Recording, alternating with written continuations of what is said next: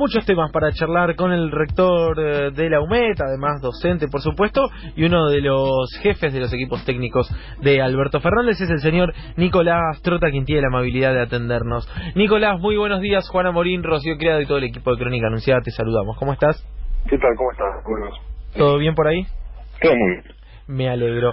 Bueno, Nicolás, primero, obviamente, consultarte por lo que está dejando la gira de Alberto Fernández en México, ayer con bastantes definiciones respecto a lo que se viene, y una definición en particular que me parece interesante y destacable, que es esto de, bueno, el 10 de diciembre no es una fecha mágica donde todos los problemas de los argentinos se solucionan como sí se había planteado, por ejemplo, en 2015, ¿no? No, efectivamente, es algo que Alberto Fernández viene repitiendo hace tiempo. La situación de vulnerabilidad, de crisis social en nuestro país es muy profunda.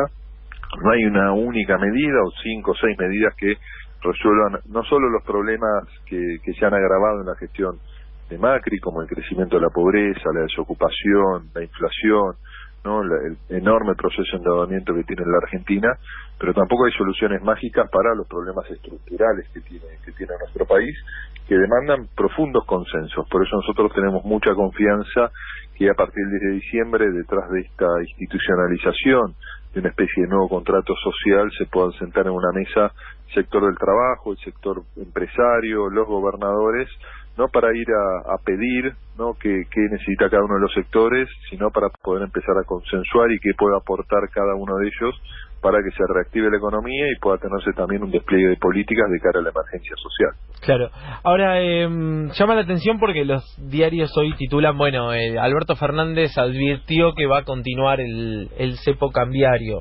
Imagino que será difícil salir del cepo. Yo recién ponía el ejemplo de que en 2015, por ejemplo, se salió del cepo cambiario con un dólar a 9,60, se fue a 16, eso se trasladó a la inflación. Tuvimos 2 años consecutivos de inflación altísima, de deterioro del poder adquisitivo, y terminamos con un cepo más restrictivo todavía 4 años después, con un dólar a 63,50. Imagino que también esto de decir no hay soluciones mágicas tiene que ver con eso.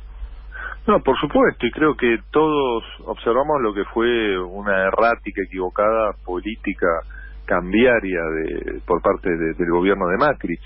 Y la verdad que posar la mirada sobre la medida de última instancia desesperada del gobierno frente a la pérdida enorme de reservas es no tener la capacidad de analizar, no, todas las alertas tempranas que tuvo el sistema, que el gobierno no quiso ver, ¿no? Porque pensaba que había una salida mágica en aquel entonces, y la realidad es que la Argentina ha tenido, ¿no?, problemas a lo largo de su historia vinculados a la balanza comercial, a hacerse de los dólares, no solo para sostener el desarrollo de la economía, sino también para poder enfrentar una política de constante endeudamiento que se ha agravado en este momento. Entonces la discusión de fondo es, ¿no?, qué modelo necesitamos para generar las divisas necesarias, los dólares necesarios para desarrollar nuestra economía, para empezar a sacarnos esta enorme deuda que ha generado el gobierno de Macri y tener una administración correcta de los dólares. Me parece que ese es el debate que hay que llevar adelante en los próximos meses y en los próximos años. Pero en definitiva no va a ser fácil la salida del cepo cambiario que deja Macri. No, por supuesto que no. Me parece que no va a ser fácil. Ahí tiene que haber una discusión de fondo, que hoy estamos llegando a la restricción de compra de dólares para el atesoramiento. Estamos hablando de que esto afecta ya a los sectores medios, a los sectores medios bajos, por una mala política, ¿no? Porque si uno ve lo que fue el proceso de endeudamiento en estos casi 4 años, con más de 190.000 millones de dólares de nueva deuda emitida, y que más de la mitad se ha terminado fugando, es ahí donde tenemos el problema, ¿no? Y eso no es algo que, por lo menos nosotros en nuestra universidad, lo mencionamos hace un par de semanas, venimos desde los primeros meses del 2016 planteando que tenía que haber un manejo por parte de los dólares, la divisa, muy distinto, porque si no íbamos a terminar en esta situación. Claro. En un escenario que el gobierno pensaba que pagándole a los holdouts, y recordemos cómo fueron las condiciones, prácticamente se aceptaron las condiciones de los fondos buitres sin ningún tipo de cuestionamiento o renegociación, iba a venir una lluvia de inversiones que iba a reactivar la economía, y todos sabemos que eso no iba a pasar. Entonces la mirada naif, infantil que tenía el gobierno de Macri sobre el contexto internacional es en parte lo que nos llevó a esta situación. Claro. Trota, Sebastián Cazón lo saluda. Justamente ayer el gobierno sacó un documento en donde dice, bueno, los 8 puntos sobre la economía que ellos quieren resaltar, sobre cuál es la base que dejan en este sentido, y obviamente no habla ni de fuga de capitales, ni de formación de activos externos, digamos, no habla absolutamente de nada vinculado a lo que vos estabas señalando. Yo quería saber si el Frente de Todos va a presentar un documento previo a la asunción de Alberto Fernández en donde dé constancia de cuál es el estado actual de la economía argentina, digamos, qué es lo que va a recibir el gobierno de Alberto Fernández.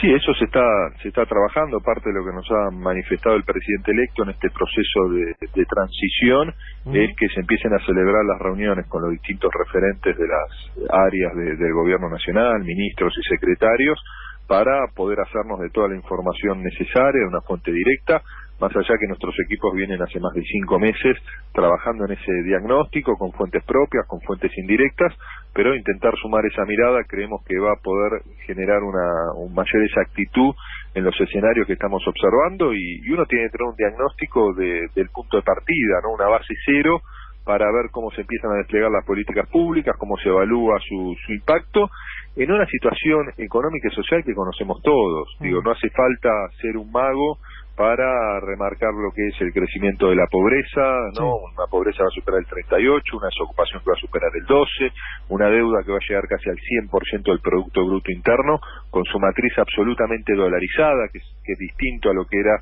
el perfil de endeudamiento en la gestión de Cristina Kirchner, y además que era inferior al 37% sobre el Producto Bruto Interno. Entonces me parece que esos indicadores, ¿no?, son los que nos permiten tener una mirada clara de la crisis social y económica, yo diría muy similar a la de 2001-2002, más allá que tiene elementos que en algunos aspectos son aún más complejos que aquella crisis del gobierno de la Alianza. Claro, y coincide con esta idea de desdolarizar la economía y en particular el tema tarifario.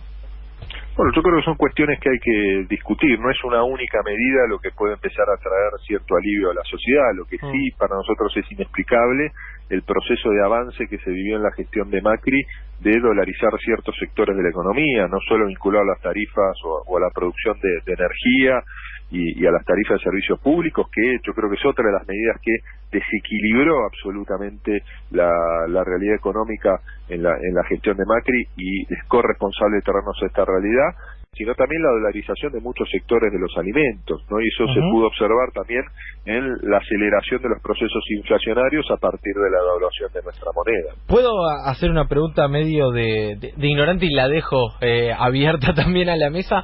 Hay algo que no entendí, es por qué el fin de semana muchos medios se escandalizaron con esto de bueno, un futuro gobierno podría desdolarizar la economía, si justamente es uno de los... Digo, ¿por qué hay tanto temor alrededor de decir, bueno, hay que desdolarizar ciertos parámetros de la economía, como por ejemplo las tarifas, la nafta y los alimentos? Digo, se generó como todo un miedo, a mi gusto, inentendible. O sea, de verdad no entiendo cuál es el problema de decir hay que desdolarizar ciertos sectores de la economía.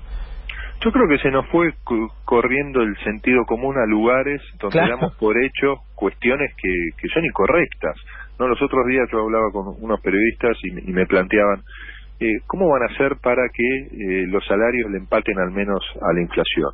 ¿No? Entonces uno se pregunta, ¿por qué planteamos eso? Si la lógica debería ser que los salarios al menos le empaten a la inflación, ¿no? Claro. Obviamente que en estos 4 años los salarios han perdido hasta el mes de septiembre el 19,1% en capacidad de compra. Entonces se ha instalado una política de ajuste, una política que ha implicado una situación social muy grave, y como lado positivo creo que esta experiencia de la gestión de Macri debe reafirmar que tenemos que tener una memoria colectiva, social, que no lo perdamos rápidamente, que hay ciertos caminos que ya se transitaron en el pasado, que fracasaron en la gestión de Macri, y no debemos volver a transitar. Esto no quiere decir que Macri heredó un país sin desafíos, ¿no? Argentina tenía múltiples desafíos en el 2015, pero la verdad que me cuesta encontrar una medida, un camino correcto en ese sentido, porque las decisiones han sido equivocadas, y nos trajeron esta realidad tan grave en términos sociales y económicos. Claro. Y Nicolás, respecto a las alianzas regionales de Alberto Fernández, ¿cómo estás viendo esta gira por México? Ayer hubo reuniones con importantes empresarios. ¿Crees que va a ser un aliado estratégico México en lo que se viene? Imagino que también ves con cierta preocupación las declaraciones de Bolsonaro, un tanto irresponsables, respecto al futuro de la relación bilateral. ¿Cómo lo ves? Bueno, primero que el vínculo con México, a partir de otras cosas, de no solo la llegada de Andrés Manuel López Obrador, sino de lo que es la agenda del propio Donald Trump, obliga a México a mirar al sur, ¿no? A nuestra segunda economía, que pueda tener una mirada mucho más focalizada en Centroamérica y en Latinoamérica, creemos que es importante, ¿no? Y el hecho que haya una mirada progresista en México, una mirada progresista en Argentina, empieza a reequilibrar la correlación de fuerzas en términos regionales, con una mirada fuerte integración de nuestro continente. Y después en temas específicos, cuando asumió Macri teníamos un superávit superior a los 1.200 millones de dólares con México en la balanza comercial. Hoy tenemos un déficit de más de 1.000 millones de dólares. Entonces ahí también uno tiene que tener la mirada puesta de cómo resolvemos esas cuestiones, y que parte de lo que se conversó en la reunión con López Obrador ayer y con los distintos empresarios, que es un tema central, la necesidad de generar dólares legítimos a partir del crecimiento del comercio exterior en la gestión de Alberto Fernández. Y uno ve con preocupación ciertas declaraciones de Jair Bolsonaro de Brasil, pero también creo que hay que darle tiempo al vínculo, que la relación entre Argentina y Brasil está por sobre un presidente casual, ¿no? Y que la tradición de la Cancillería brasileña, de Itamaraty, yo estimo que se va a terminar imponiendo, porque el vínculo entre nuestros países impacta de lleno en ambas naciones. Entonces, cualquier error en ese esquema de vinculación desde lo político y desde lo comercial afecta a dos países que están en crisis económica. La nuestra, en términos económicos, es más profunda que la brasilera, pero también la crisis política de inestabilidad en Brasil es superior a la Argentina. Entonces son dos naciones que están en situaciones muy complejas, que se necesitan mutuamente, y yo creo que lo va a terminar primando es ese vínculo necesario en términos del presente y del futuro de nuestros países. ¿Es un mal comienzo que no venga la asunción de Alberto Fernández o es irrelevante?